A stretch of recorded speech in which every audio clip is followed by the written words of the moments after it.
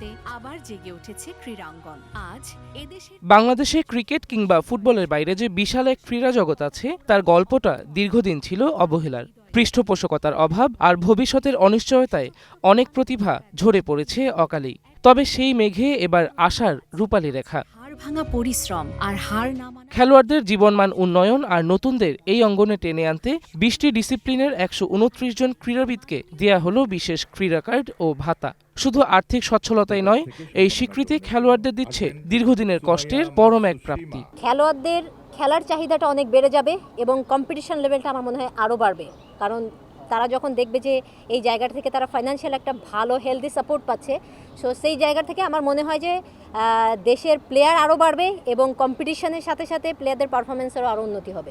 ইসলামী solidarity গেমসে বাংলাদেশকে রূপার সাফল্য এনে দিয়েছিলেন জাভেদ আহমেদ ও খই খই সাই মারমা। টেবিল টেনিসে আন্তর্জাতিক পর্যায়ে এটাই দেশের সেরা সাফল্য। এমন রাষ্ট্রীয় সম্মাননা তাদের চোখে দেখাচ্ছে আরও বড় জয়ের স্বপ্ন।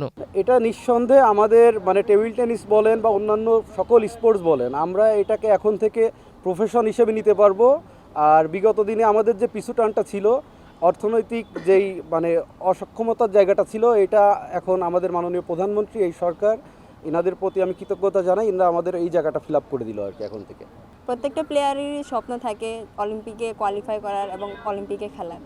তো যেহেতু এরকম এক সাপোর্ট পাচ্ছি দেশ থেকে এবং দেশের প্রধানমন্ত্রী যে আমাদেরকে সুযোগ করে দিয়েছে, তো আমরা চেষ্টা করব অলিম্পিক পর্যায়ে খেলার এবং আরও ভালো করার। ব্যাডমিন্টনের আন্তর্জাতিক কোর্টে প্রথমবারের মতো বাংলাদেশের নাম ফাইনালে লিখিয়েছিলেন জুমার আলামিন ও উর্মি আক্তার। মাঠের লড়াইয়ে যাদের হার না মানা মানসিকতা, আজ তাদের কণ্ঠে ঝরল তৃপ্তির সুর। আমাদের সিজনের দিকে আর তাকাতে হবে না, কারণ এত বড় একটা সম্মাননা দিয়েছে আজকে, এত বড় একটা ইনিশিয়েটিভ নিয়েছে মান্থলি আমাদেরকে দেওয়ার জন্য।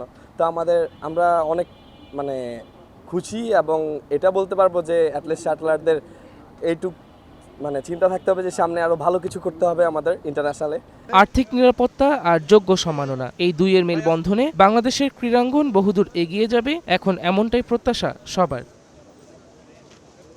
Sadman Hossain, green news, Dhaka.